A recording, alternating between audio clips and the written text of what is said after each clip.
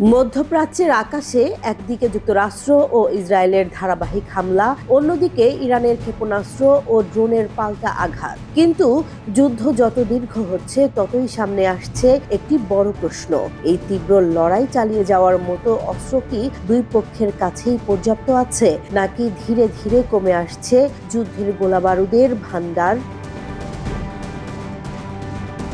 যুক্তরাষ্ট্রের president Donald Trump দাবি করেছেন আমেরিকার হাতে গুরুত্বপূর্ণ অস্ত্রের কার্যত অফুরান ভান্ডার রয়েছে। অন্যদিকে ইরানের প্রতিরক্ষা মন্ত্রণালয় বলছে তাদের প্রতিরোধ ক্ষমতা যুক্তরাষ্ট্র যা ভাবছে তার চেয়েও বেশি। তবে সামরিক বিশ্লেষকদের মতে যুদ্ধের ফল শুধু শক্তি বা কৌশলের উপর নির্ভর করে না, অস্ত্রের মজুদ ও সরবরাহও বড় একটি নির্ণায়ক। তেল আবিব ভিত্তিক institute of national security studies বা INSS এর হিসেব অনুযায়ী যুক্তরাষ্ট্র ও ইসরায়েল ইতোমধ্যে 2000-এরও বেশি হামলা চালিয়েছে। এসব হামলায় ব্যবহার করা হচ্ছে বিভিন্ন ধরনের উচ্চ ক্ষমতার বোমা ও ক্ষেপণাস্ত্র। অন্যদিকে ইরান ছুড়েছে অন্তত 571টি ক্ষেপণাস্ত্র এবং 1391টি ড্রোন, যদিও এর অনেকগুলোই প্রতিরক্ষা ব্যবস্থায় ভূপাতিত হয়েছে। পশ্চিমা সামরিক কর্মকর্তাদের পর্যবেক্ষণ বলছে যুদ্ধের শুরুতে ইরান যে হারে ক্ষেপণাস্ত্র ছুটছিল এখন সেই হার অনেকটাই কমে এসেছে। প্রথম দিনে যেখানে শত শত ক্ষেপণাস্ত্র নিক্ষেপ করা হয়েছিল, বর্তমানে তা নেমে এসেছে কয়েক ডজনের মধ্যে। মার্কিন সামরিক কমান্ডার জেনারেল ড্যান কেইনের দাবি, ইরানের ক্ষেপণাস্ত্র হামলার হার প্রথম দিনের তুলনায় প্রায় 86% কমেছে। ধারণা করা হচ্ছে যুদ্ধ শুরুর আগেই ইরানের কাছে প্রায় 2000 স্বল্প পাল্লার ব্যালিস্টিক ক্ষেপণাস্ত্র ছিল। এছাড়া হাজার হাজার শাহেদ ড্রোন উৎপাদন করেছিল তারা। এসব ড্রোনের প্রযুক্তি রাশিয়াকেও সরবরাহ করা হয়েছে, যা ইউক্রেন যুদ্ধে ব্যবহৃত হচ্ছে। তবে সাম্প্রতিক সময়ে ড্রোন হামলার সংখ্যাও কমেছে বলে জানিয়েছে মার্কিন সেন্ট্রাল কমান্ড।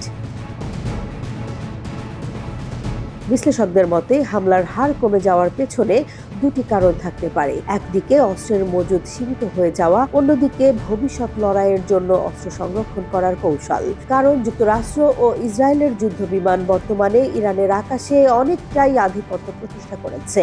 এতে ইরানের বিমান প্রতিরক্ষা ব্যবস্থাও বড় ধরনের ক্ষতির মুখে পড়েছে।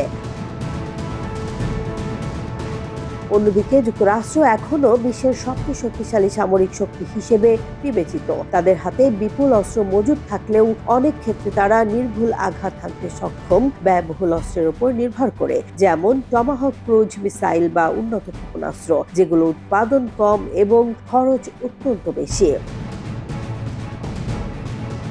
তবে সাম্প্রতিক সময়ে যুক্তরাষ্ট্র কৌশল পরিবর্তন করেছে। দূরপাল্লার ব্যয়বহুল ক্ষেপণাস্ত্রের পরিবর্তে এখন বেশি ব্যবহার করা হচ্ছে তুলনামূলক কম দামের JDAM বোমা, যা যুদ্ধ বিমান থেকে সরাসরি লক্ষ্যবস্তুতে নিক্ষেপ করা যায়। সামরিক বিশ্লেষকদের মতে এই কৌশল যুক্তরাষ্ট্রকে দীর্ঘ সময় ধরে যুদ্ধ চালিয়ে যেতে সহায়তা করতে পারে।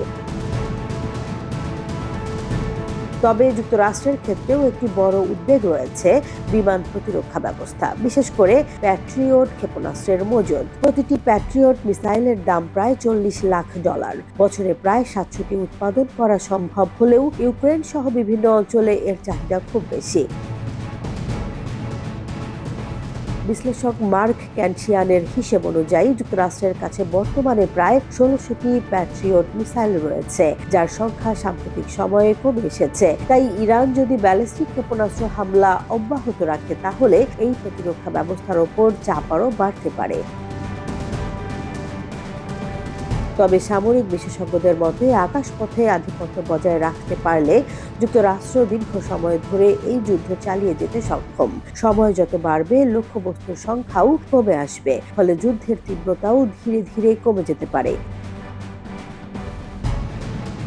সব মিলিয়ে স্পষ্ট যে ইরান ও যুক্তরাষ্ট্রের এই সংঘাত কেবল সামরিক শক্তির লড়াই নয়, এটি একটি দীর্ঘমেয়াদী সামর্থ্যের পরীক্ষাও। কার হাতে কত অস্ত্র আছে তা পুরোপুরি প্রকাশ না হলেও যুদ্ধের গতি বলছে দুই পক্ষই এখন হিসেব করে অস্ত্র ব্যবহার করছে। যুদ্ধ যদি দীর্ঘ হয় তখনই বোঝা যাবে কার ভান্ডার কতটা শক্তিশালী।